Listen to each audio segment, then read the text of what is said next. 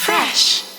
It is the Jimmy Kim Morning Show on Fresh 102.7. My partner Jim Douglas still vacationing. The very tall Kane to my left I thought is you were going to say filling very in. talented, but whatever. That's too much to ask. Yeah, that too. Along with the very talented Yes. Ingrid Michaelson. Hi. We have to do that with the guests. They love Oh, that. I'm talented. She's talented. All platitudes go to the guest. Yes, that's how it goes. You guys actually had a long conversation coming in because it turns out you are a huge Sex in the City. Like, I'm going to say fanatical fan. Yeah, it's true. And he was Power Lad in an episode. And you actually walked up to him and said, "You look familiar." Well, he does. Yeah, I was like, why do I know his face?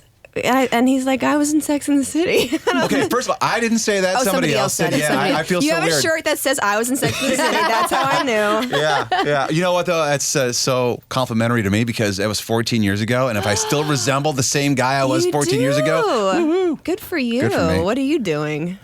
Drinking a lot. Nice. Good. Yeah. Good plan. It preserves you It pickles sometimes. you. Yes, It does. something like that. Of course, the album is Lights Out, and Girls Chase Boys is a big song for us here on Fresh. And we talked to hear you. it a lot. Do you? I was going to ask you, do you listen and hear it on the radio? I do. I heard it, I think it was 2 days ago. I heard it. I was driving somewhere and I turned on the radio and it was on. And then when I was coming home, I turned on the radio again and it was on again.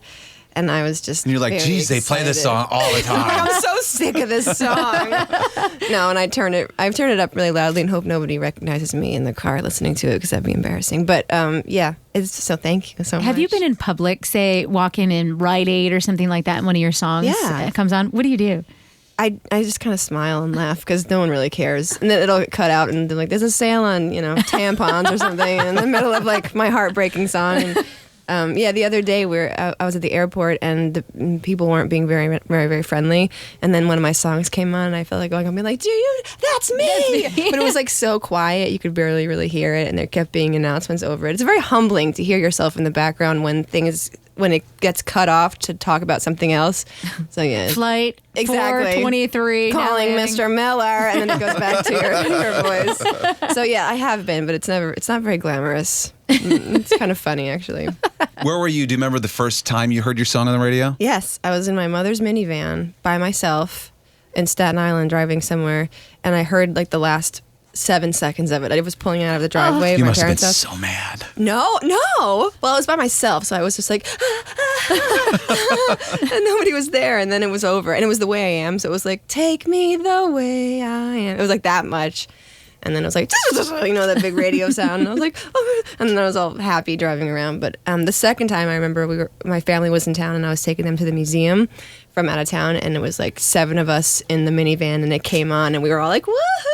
And so that was Now that's a moment to share it with your whole family. Like my cousins and my aunt. Yeah, that was exciting. At that moment, you were the coolest person in your family. Pretty much. I still am. It has nothing to do with singing. You're just a cool person. My family's just not very cool, so. I have to tell you, when you come in, the guys kind of go a little bit gaga over you. You have this like sexy librarian thing going. Do you ever hear that? Because the guys, I think they think you're going to put your hair up and they're going to tousle it, take it down. Yeah, kind of tousle it around. Take my glasses off. If I took my glasses off, I wouldn't be able to see anything. That's the joke of it all. And I swear one of my eyes kind of crosses, so it probably wouldn't be a good thing. Take them off. Let's see. Come on. I gotta keep them on. But do you hear guys tell you that all the time? You have this little sexy teacher thing going. It's because I wear glasses. Mm-hmm. Yeah, it's just funny. I think. But guys are like that. Well, I feel like women are too. I feel like people like to put people in a certain little category. So as soon as you put on glasses, you become the sexy librarian, But yeah. I guess it's better than the ugly librarian. Yes, the unsexy librarian. The boring one that stays home all night. The one with support hose. Exactly. And, I do have orthotics. support hose. I do have orthotics. Compression. So maybe I'm going over to the other side slowly but surely. That's the sad part. The older I get, eventually I'll just be the sad, lonely librarian. Aww. No, you've got a husband and a dog. It's true. You're It's good. true. You're never alone when you have animals in your life. Oh, I know. Ever. I know. I love my animals very much. What are their names? Joey Lopez and Shep Proudfoot. Because I've learned that you learn a lot about somebody from what they name their pets. Yeah. And those are very creative. Proudfoot? Shep Proudfoot is named after a character in Fargo. Okay. Really? I Yeah. love that movie. What character? He's the Native American guy, the big, handsome, big guy that's like kind of a thug that works at the garage. His name is Shep Proudfoot. I didn't even know It's his a name. small role. Yeah. And then Joey Lopez was named after our realtor, who's actually a very good friend of ours. And we just got him last year, and he just had a look about him that looked like Like Joey. your realtor. Yeah, I don't know. And we were like, Joey Lopez. So his full name is Joey Lopez. Like you wanted to flip your house. This is just that look about him. He just had he had a good looking way about him. Yeah. You know what? I love Capable. that you have first and last names for your dogs. Yeah. Because that's most just people it. you have Yeah. just your last They name. need as your dog. identities. No, they have their own identity. I love that. Joey Lopez Michaelson. You know, I don't want to do that to him. That's a A lot. hyphen it? Yeah. No, nobody wants a hyphen. He's got a big tag. Yeah. So, how exciting is it for you? You're playing the summer stage in Central Park on July 30th. Yeah. And being a Staten Island girl, I mean, That's you've probably sort of seen some terrifying. shows there before. I mean, it's got to be pretty cool, right? I remember a few years ago now, I was in Central Park and Fiona Apple was playing, but I didn't have enough money to go see it. So we sat outside and just listened to it because you can kind of hear Right. it wafting through the air from outside. And yeah, now I'm playing in it, which is crazy. I was very opposed to it because I'm kind of fearful of playing to like nobody. But my manager and my booking agent are like, you have to trust us and just do this one. And so I said, okay. But it's going really well. It's selling really well. And Well, just so you know, I looked on StubHub. Oh, Some of the tickets are no. going for 3 times face value. Yeah. You know what though? I hate StubHub. I know you do. I hate it. But it makes you feel good that they're going for 3 times what they're worth. Well, they're thinking it will, so we'll see if it sells. But yeah, I feel. Oh my gosh, I have like rant and rave. I rant and rave Dude, about rant, rave. Well, they get your tickets and then they jack up the prices, and then fans can't afford to get them. Yes, you're right. And they're like, they have these. StubHub isn't like isn't a sponsor, no, right? you're good. You're good. They have this commercial. It's like the way ticketing should be. And I remember I tweeted, I was like, oh, really? At StubHub, the way ticketing should be? So you buy a ticket for $25 and charge $300. That's the way it should be? Oh, okay. That's the way it should be. And I was like, hey, StubHub, you haven't written me back yet. And they just won't write me back. I'm sort of like this really annoying buzzing in their ear. But yeah, I'm very opposed to that whole ticket reselling thing. It's a real bummer to me because It's a lot of my disgusting, fans are actually. younger and Yeah. they can't afford to buy. And the worst part of it is a lot of times they claim that they have seats that are in the front and it's just general admission. There is no Yeah. front. There's no front. It's the same ticket. Yeah, I just get really upset. And not to mention all of the money they're making off of you or Right. any artist, and you I don't know. get it. You don't get a cut That of I don't really care about. I mean, it's annoying, but what annoys me more, because they're still buying the ticket, right? So the Right. ticket's still being bought. So the guarantee stays the same, blah, blah, blah.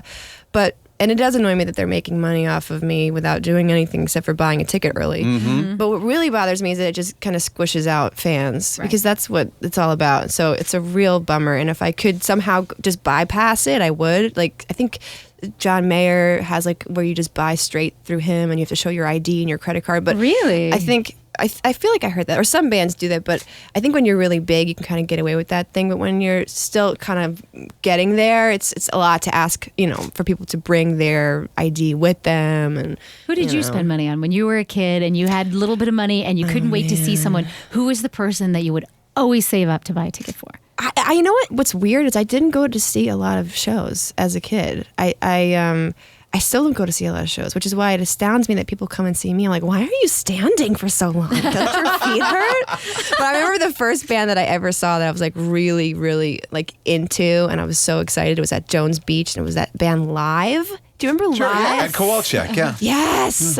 And I remember just standing in the audience and he like popped up like in one song he like disappeared off the stage as they were doing this big instrumental thing, and then he pops up on this like platform like right so close to me that I could see like a little red fuzz on his head when he took off his cap, and I was like, he has a fuzz on his head. That's how close I am. I love you. And that was my first concert. But yeah, I don't go to a lot of concerts. I love music and I absorb it, but I prefer to listen to it kind of like alone in a dark room with like headphones, crying in the fetal position pretty much. Unless it's a happy song. I but don't want to share generally- it with anybody. Yeah, I'm not so good at standing at shows. I'm so lame. I definitely have orthotics too. It's like it's true. Who were some of those artists that you would cry to? What would you? Oh gosh, Tori Amos was a big. Yeah. That was a hard one for me. I remember being like, I guess it was like 13 and just like she's the only one who understands me. I saw her at Madison Square Garden, I remember, on Sarah McLachlan when I got to do Lilith Fair, and I got to meet Sarah McLachlan. Isn't that weird when you get to meet the person that you looked up to for so long, and then it's just like and you they're meet normal. them, and they're people. Yeah, It's just a person. hopefully they're normal. Yeah. Sometimes you're like, you're an bitch. I'm really upset that I met you. I liked you better in my mind. No, she was so nice. I have this perfume. It's by Ralph Lauren called Blue. That at the Lilith Fair, I have a really funny story. You're going to edit this up probably out, but I'm going to tell it anyway. We had a show in Denver, and I got an ocular migraine from the altitude. So I started seeing spots in my eyes, and I had never had this before. I didn't know what was going on. I'd already done my set, and in about an hour and a half, we were supposed to all close the show and sing Because the Night with Sarah McLachlan and Emmylou Harris and everybody else on the bill.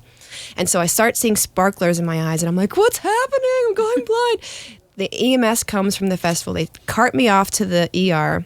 They put me in the book and take me the back way, the celebrity way. And I'm like, okay. And I'm like, I can't see anything. They're like, you're going to have a headache soon. You're going to have a really bad headache soon. It's coming. You have an ocular migraine. And I was like, okay, I'm ready. Never came. Did a CAT scan, blood work, all this stuff. They had me in and out of the hospital in 45 minutes. I had the Band-Aid on my arm from the blood work.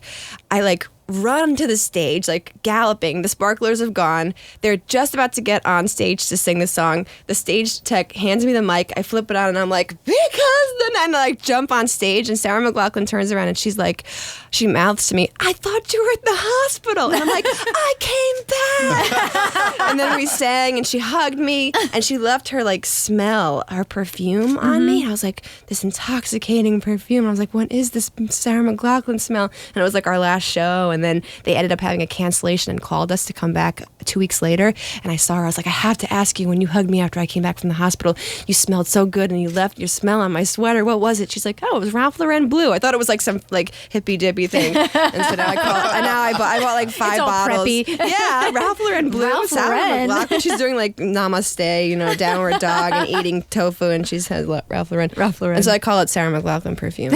It's my Sarah McLachlan. But yeah, she was awesome to meet. Long story short, we cannot have you here without asking about this. You know this. After Staten your Island? 4th of July, your what? 4th of July weekend, because you were everywhere in the family portrait with Taylor Swift. know. She had this big girls and just friends weekend. How did I didn't realize that you guys were such close friends, but how did that even come together? well, I met her not that long ago at a radio event, and we exchanged numbers, and she came to one of my shows, my record release show in Brooklyn, and we just have remained in contact. And then she just texted me. She's like, I'm having a party for my friends in Rhode Island, and I'd love you to come. And there were men at the party, but Right. Not in the family portrait. She didn't want to pick. She's like, let's take a picture with all the girls. So we showed up, and it was fun. It was raining, so we played a lot of board games, and she baked. It was very much like how you would expect her to be, a wonderful hostess, lots of delicious food. Well, I think a lot of people would not think of a board game and baking. I think people think rock stars and. But Taylor something like that. Swift But is- she I would have is. picked her more of a baker Yeah. than Yeah, some she girl is. doing lines in the bathroom. or something, It definitely wasn't like that. We played charades, and they were when we got there, everybody was on a slip and slide, but it was raining, and I was like, I'm not like a slip and slide person. There are moms listening right now telling their kids, see, you don't have to have a rock star lifestyle. No. We have it in the backyard. We have the Yes. slip and slide. Yeah. We play charades. Exactly. Shut up, you're bored. You're just like Taylor Swift. Yeah, she was. Yeah, so it was really fun, but it was very low key, and it's so funny because everyone's like, "Oh my god, you were at Taylor Swift's house," and I was like, "Yeah, but she's very normal." So to me, I just didn't feel like anything crazy. Do you call her Tay Tay? I don't call her Tay Tay. I call her Taylor. Sometimes I call her Taylor Swift. You call her by first and last name? Yeah, I don't know. I feel like, she's Taylor. It's like Taylor Swift, Yeah. But yeah, she's a very, very sweet person. So all the rumors are true. Unless the rumors are bad, and then they're not true. I don't know about bad rumors, but no, she's a very nice person. And yes, you are here, and you grew up on Staten Island. Yes. So we're going to play a little game with you called, or as Staten Islanders say, we're going to give you just a regular, everyday person phrase. Okay. And we want you to say it like a Staten Islander would say it. Okay. I have to get into it. Hold on. Okay. Wow, love it already. My coffee. All right, go. All right. say this the way a Staten Islander would say it. Excuse me, sir, is this seat taken? Oh gosh. Hey, move. That's exactly how they would say it. There's no please or thank you in that case. But in a kind way somehow. Yeah. There's like a kindness to it all. Say, hey, move kindly. Hey, move. Hey, you, move. Come on. How about this one? Pardon me, I'm in a hurry. Or as Staten Islanders say, Hey, move. It's the same. It's the same. We are simple people. All right. Would you mind if I left a little early? Or as Staten Islanders say, I got to get the hell out of here. You're boring me. That's what I predicted, except for instead of hell, I had the other word in there. Oh yeah. Yeah. Well, we're on the radio. Yeah. I could have said something else, but I held back. how about this? Could you repeat that, please? Or as Staten Islanders say, Which is actually what I say. And I've tried to train myself to say pardon because it sounds so nice, but I'm like, huh? One more. Okay. Oh, wow. Look at all the traffic on the Verrazano. Or as Staten Islanders say. Oh my God, look at the bridge. it's a unique area, Staten Island. Yeah, it's very unique, very unique. You very know- special, very heartwarming, very family oriented. You don't say the R's at the end of hamburger. My friends don't at Hamburger. least. Hamburger. Hamburger. Yeah, I guess so, yeah. My accent, I used to have one and it kind of went away when I went to school for theater. But when I have a couple cocktails, it comes out a little bit, you know. I like it on you. Oh, that's all right. You know, it's not bad. It comes out. It's good. Thank you for joining us. It's Ingrid Michaelson, and she is going to be Central Park Summer Stage on July 30th. Yes.